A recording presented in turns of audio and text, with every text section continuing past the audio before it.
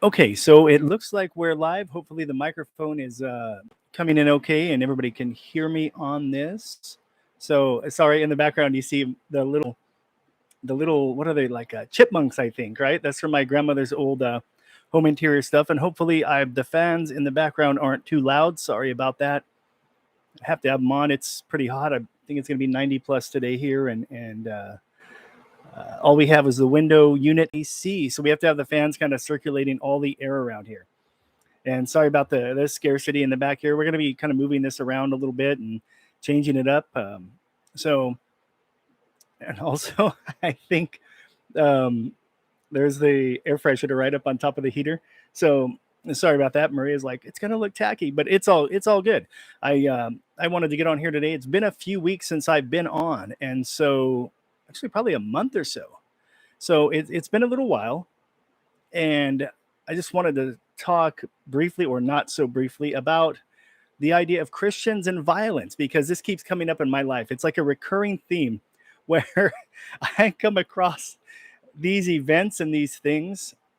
And it's, oh, thank you, Angie. So the sound is good. Okay. The video is okay. I know, sorry, it's got a little bit of a wavy, like a little, see that thing coming down. I think that's from the new light. But yeah, I wanted to talk about this because I don't want to say it's like a curse, but it feels like I keep coming across these circumstances and these events.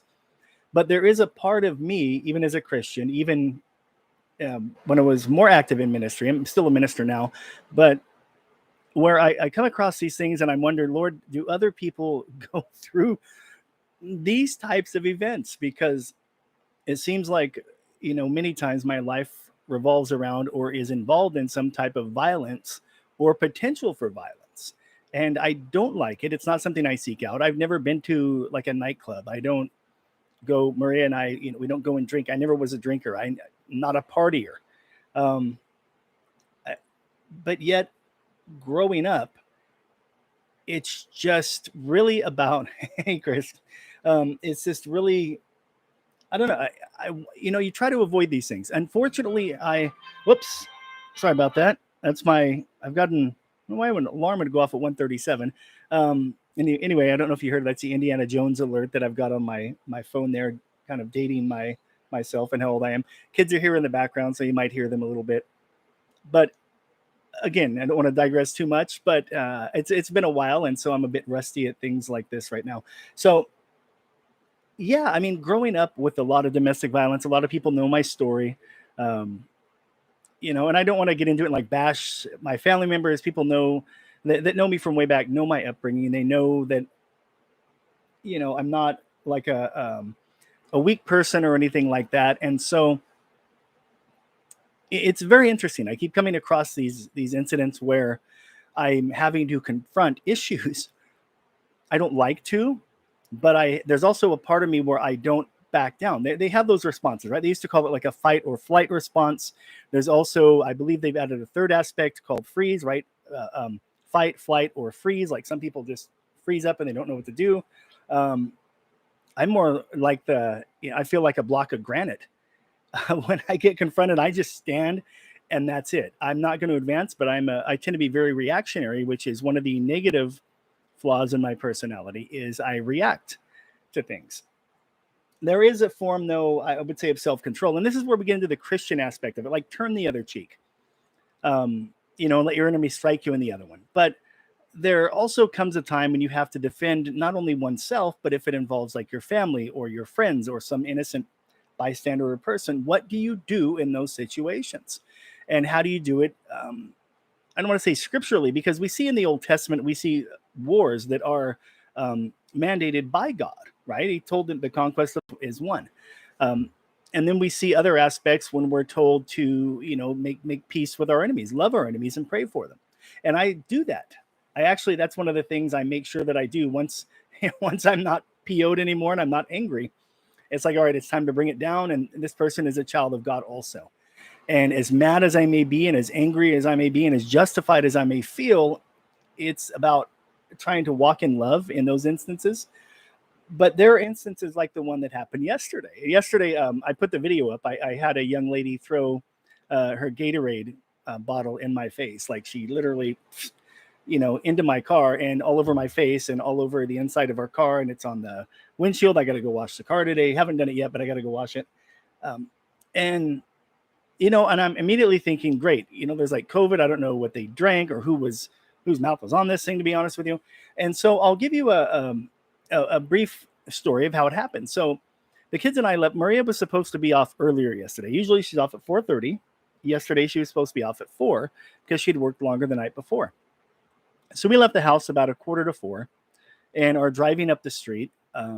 It's and the street kind of curves around and it ends where another main street is. Well, right before the street that we live on ends, there's a park on the right-hand side.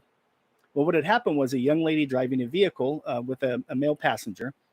She had ran right through the stop sign at a very high rate of speed. And so we're coming this way and I see her and she just blows through the stop sign. So we actually I jerk the steering wheel hard left to avoid hitting her because there would have been an impact. And we were doing about 30, 35, which is the speed limit. But again, when they run what are you going to do? So I swerve into the oncoming lane and I'm laying on my horn, honking a couple of times because I'm trying to let the other drivers know this way, hey, I'm about to hit somebody. We were able to kind of just veer left and then go back to the right and avoid it. Meanwhile, the young man in the passenger side leans out while this lady's driving, leans out and he's got no shirt on, leans out all the way and starts giving us the middle finger and cursing us out and threatening us. Well, it's not that far from the stop sign that they blew through to the park. And so I told the kids, it's okay, it's all good. I'm going to start recording. But again, I'm driving, so there's not a lot I can do. So they pull into the park parking lot. And the way they pulled in at such a high rate of speed and they looked like they were turning around, I'm like, great, they're going to get behind us. And God knows what's going to happen. They're going to be behind us. There are road rage incidents. We live in Anaheim, a city of 330 to 350,000 people. It's a lot of people, very congested. And we live in Orange County with 3.5 million people in this county, if not more. And so very congested. People have severe attitudes here. There's always sort of like this feeling of being rushed and things like that. So you get all of this stuff together. Everybody's on top of each other. And so I understand people's frustration, but when you blow through a stop sign and almost cause an accident, first thing you should do is, hey, I'm so sorry. My God, what did I do? I almost hurt somebody. But unfortunately, here's one of the major, I would call it sin of today's, not just generation, but all of the generations that are kind of on earth today, is there's this sense of entitlement. There's this sense of we can do whatever we want because we want to. And it's like, we deserve it. No, we don't deserve that. So anyway, some people would have said, oh, you shouldn't have stopped. You should have just gone through. But all indications were they were going to get behind us. So if you've ever been in that situation, the only thing that I really knew to do was to get a picture or video of their license plate so I could report it to the police, because this is a potential road rage issue. When you've got somebody actually leaning out of a moving vehicle all the way down to their waist, leaning out, throwing up gestures and signs, cursing you out and I'm going to kill you, this and that. It's a big deal. So I'm not taking this lightly. And again, I know I'm acutely aware I've got the two kids in the back seat. So I'm there and I tell them, I'm recording you. Hey, I'm recording this. I'm getting your license. I'm recording this. Don't threaten. And so the young man without a shirt on, don't know why he wasn't wearing a shirt. Didn't make any sense. He gets out and he starts walking towards us. Now, I didn't really have enough space to turn around. I can't explain it to you, but we had just pulled in and my intent was to get a shot, go around inside and turn around because there's only one exit out of that parking lot. So we'd have to loop all the way around and come back. And I didn't want this guy getting in front of the car. I didn't want to hit him or anything like that. So again, what do you do in these situations? Well, I'm not panicking. I'm not freaking out. But he's approaching the car and he's grabbing himself, his privates, and he's shaking them. Now, to me, that's gross and it's perverted. And I'm yelling, hey, I've got two kids in the car. I've got two kids. Why are you grabbing yourself? Why are you approaching my car? And I'm yelling it loud enough that other people at the park can hear me because I want an audience at this point. Now, again, why don't I just leave? Because my back is actually to a street. And if I back up, I risk getting hit. And again, I'd have to loop all the way around. And I'd rather not have this man enraged in front of me blocking us or saying that I hit him. So it's sort of like, what do you do at this point? The other option, again, was to keep driving. But the way that the young lady had pulled in and kind of turned around, it looks like they were trying to get behind us. So Didn't want to risk that either. Didn't want to. You never know. I'll be quite honest with you. And I do know he didn't have a weapon because he walked. I could see his hands. I could see what he was wearing. Unfortunately, we saw a little bit too much. So he actually goes over to the edge of our car, and he leans in, and I'm telling him, I'm recording. Get the hell away from my car. Now, you might hear some language that is inappropriate for ministers, inappropriate for Christians, but I'll be quite honest with you. I dropped some F-bombs on the guy. I was yelling at him. I dropped a few S words. I was trying to get him out of the car without getting violent with him. Now, again, going back to my upbringing, I was used to violence. I was getting punched and knocked around and thrown around by adults since I was 7 years old until I was 42. So 35 years of off and on, but continuous physical abuse. I was used to it. I've got fractured bones from getting in between my parents when they were fighting. I've got a missing tooth from getting punched by my dad. There are all sorts of things, and I don't want to go into it and defame them and bash them, but these things are true. They're evident.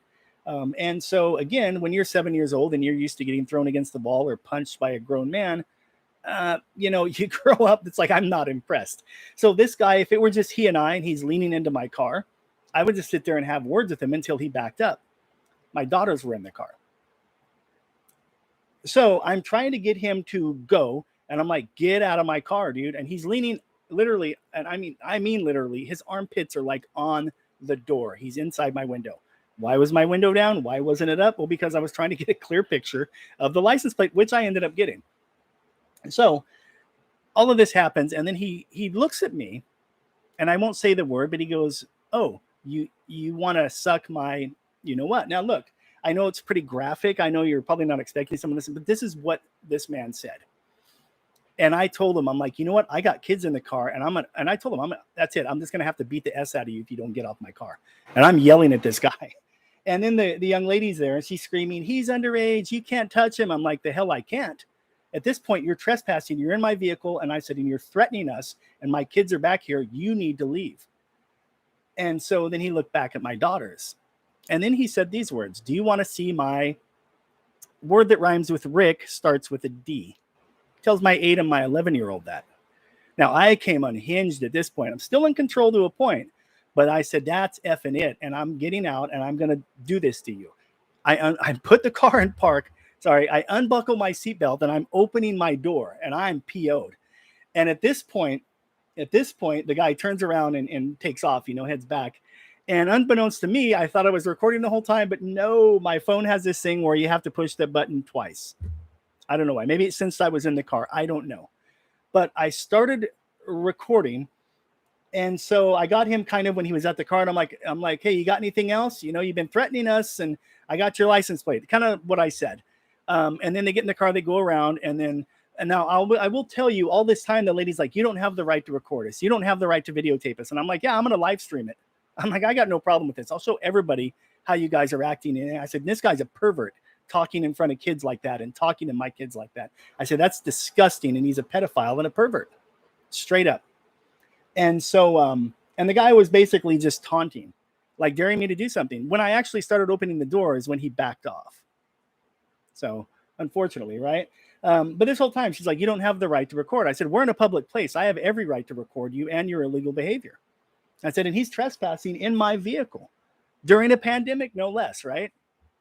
So she goes by and she's talking about, stop recording me or I'm going to throw this at you. And I'm like, you know what? Go ahead. And she does. She literally flings it. You can see it in the video. She flings her Gatorade right in my face and all over the car. And then she drops her bottle. And then you can hear them squealing off, and they take off.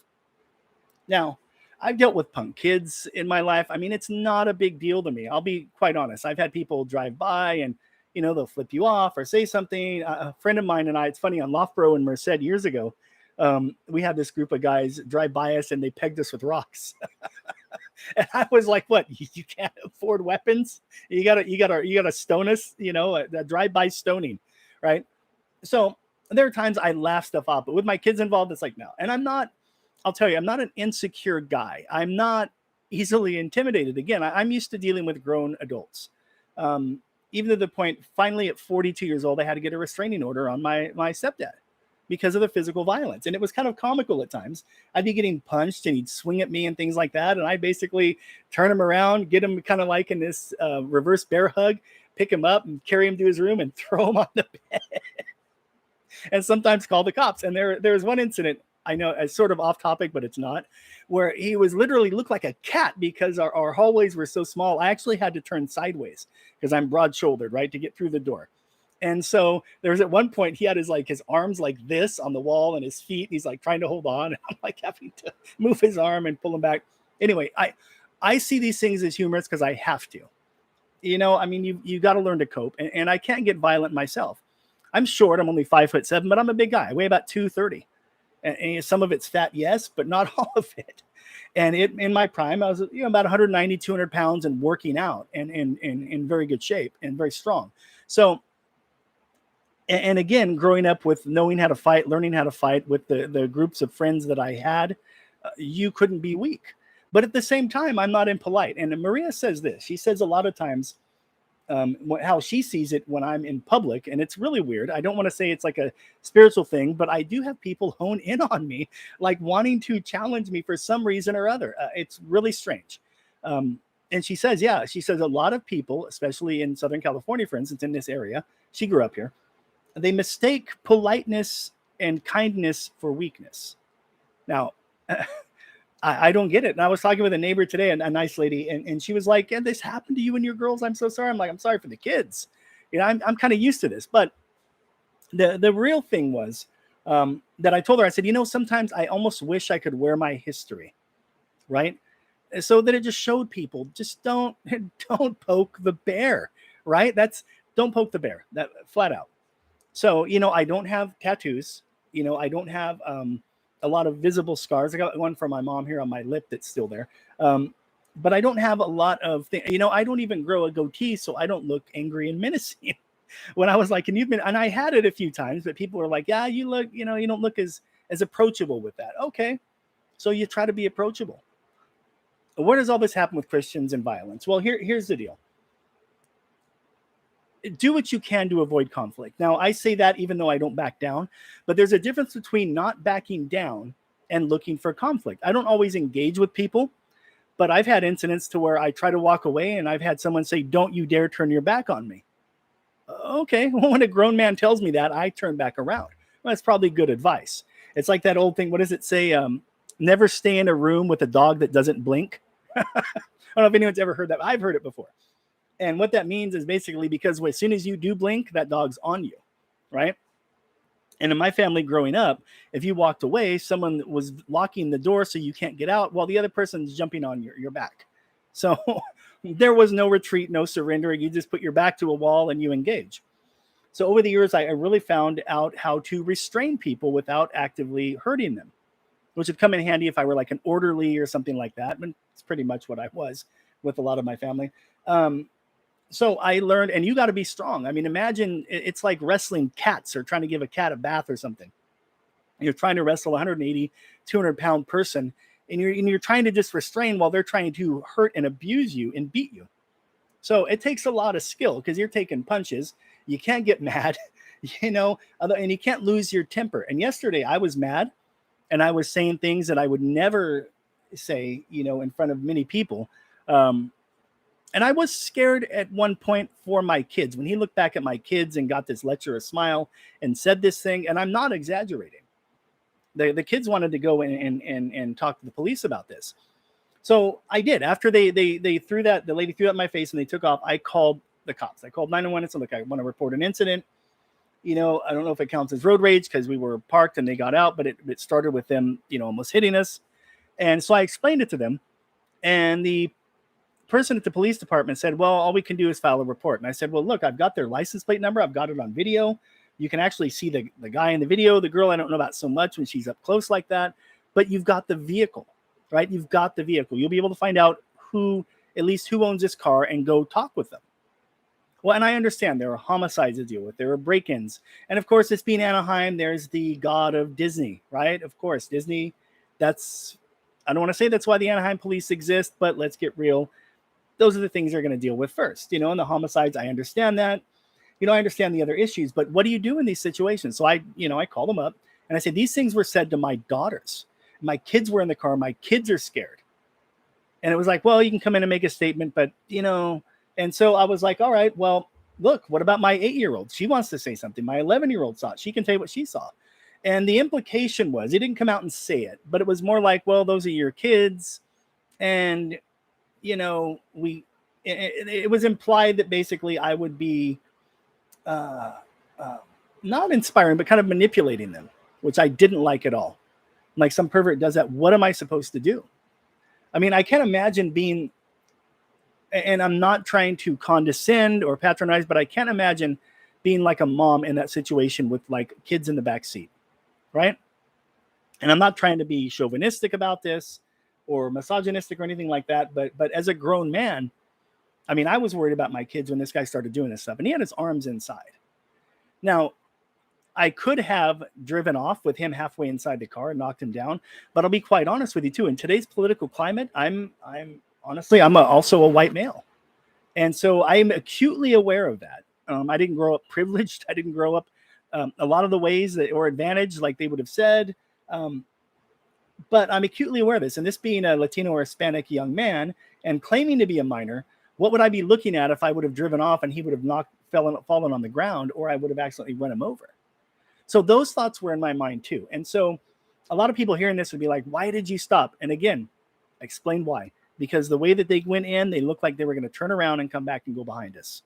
Didn't want that to happen at all. The last thing you want is an enemy, a potential violent person in your rearview mirror. You don't want that either. So the next best course of action is to identify, right? Get it on record. So at least you've got something. I'm not afraid of taking hits. I've been punched and I sit there and I'll take it.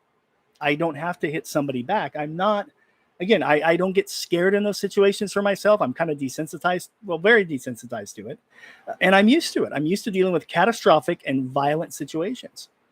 I learned how to help, butterfly and stitch up wounds at home, as a preteen, right? 11, 12 years old, helping to stitch up, a family member because of a fight, things like that. I witnessed a lot of stuff.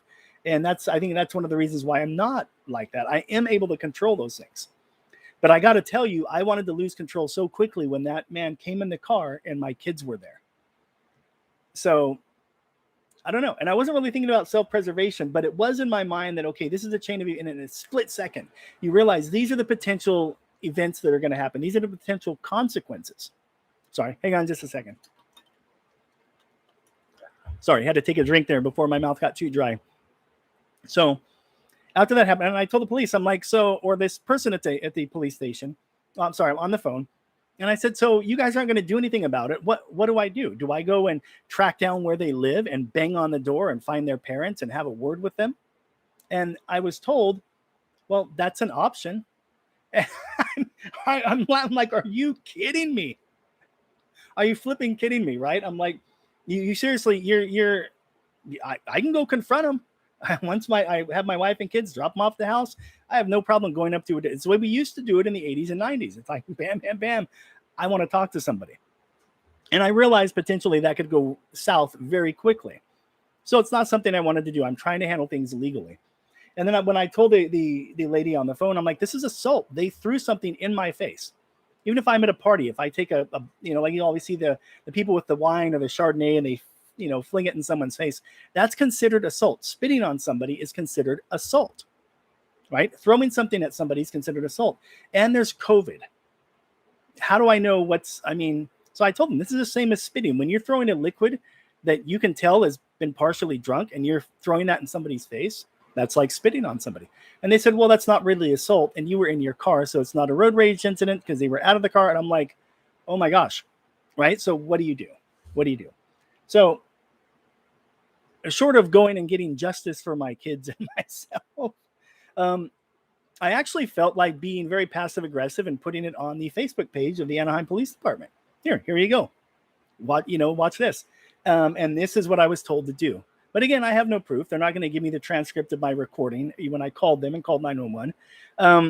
So it really is a sad state to be in when you feel like you don't even have the right to your own property, your own safety. God forbid your kids' own safety, right? You have I've seen so many videos lately of school boards just getting raked and reamed, right? Raked over the coals by parents because they're allowing these teachers to bring in political ideologies. And I don't care which ideology it is. If it's conservative, if it's a liberal, if it's all the so far left or right that they actually meet in some type of twisted circle, right? I don't care.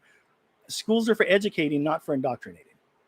We even had that in ministry. We were taught, yeah, you don't sit there and talk to a 4 or 5-year-old kid about, the possibility of eternal torment in hell. They're a little kid, right? You don't deal with this stuff, right? Jesus loves me, this I know. I mean, come on, we meet them at their age. So, but we live in a society now where this young person, and I don't know, I was questioning, like, why does this guy not have a shirt on in broad daylight? Why is he adjusting and pulling up his pants? I mean, a lot of weird stuff. And I've seen a lot of weird stuff. So nothing really is, at this point, I guess, shocking. But the fact when somebody comes up to you and they're doing that and grabbing themselves like that, I mean, those are red flags. But again, there wasn't really enough space between me to be able to turn around without, that guy getting in front. And I've had people get in front of my vehicle before. You would think that I actually go and I start a lot of static, and I really don't. I'm a reactionary person. Some people don't like that. They're like, just walk away all the time. But I've walked away and gotten punched in the back of the head. I've walked away and had things thrown at me from behind. And in this case, I wasn't going to put those people in my rearview mirror. So, I mean, agree or disagree, these are the decisions I made. And as for Christianity and violence, we're told to turn the other cheek. Now, I'll give you an example of how I see that. When I turned the other cheek was when I didn't drive off or punch the guy, right? Bam! When he's leaning into my car. I didn't grab him by the arm and try to hurt him. To me, that's his opportunity, and that's turning the other cheek. It's like, look, and again, I don't really get violent with people. I'm not a puncher. I'm not a skilled fighter. I'm strong and I'm big, and I know how to take a lot of abuse, and I know how to restrain people. And that's really what I do. I don't like to fight. I don't like to hurt people. The idea of somebody getting hurt really appalls me. But then also, I have told my kids, because of the climate that we're in the area that we're in, and things that have gone on even at their school before we pulled them out. We just didn't. Well, actually, we unregistered them, I guess, over the summer. I don't know how that goes.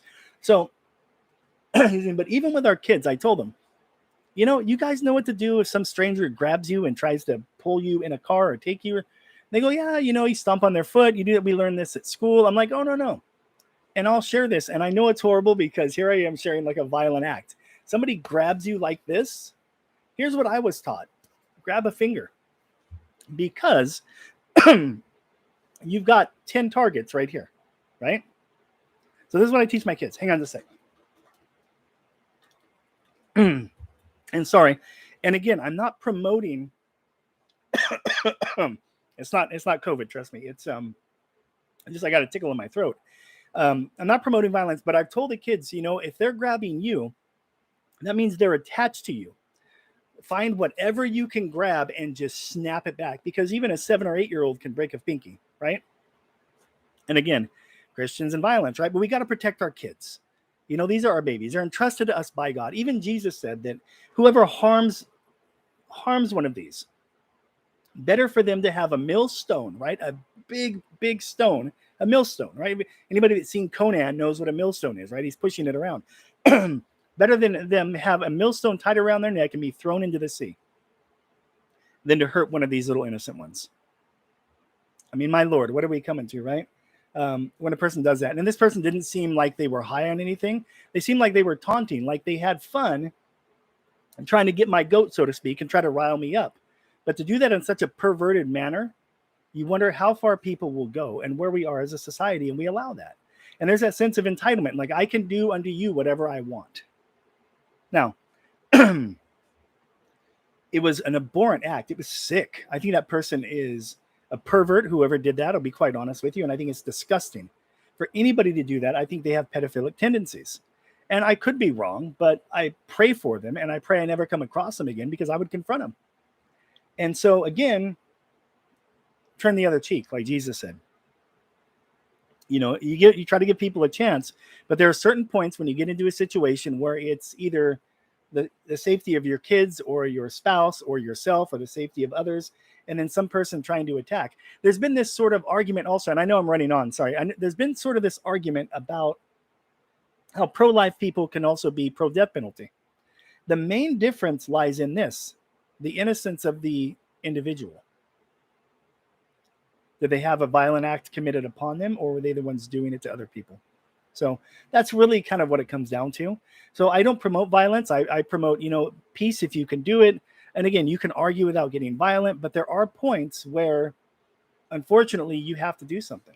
And again, when you have somebody leaning inside your car, angry and yelling perverted things at your kids, what do you do? And maybe you guys have some other advice or handle it different ways. So love to hear it. Thank you all for listening.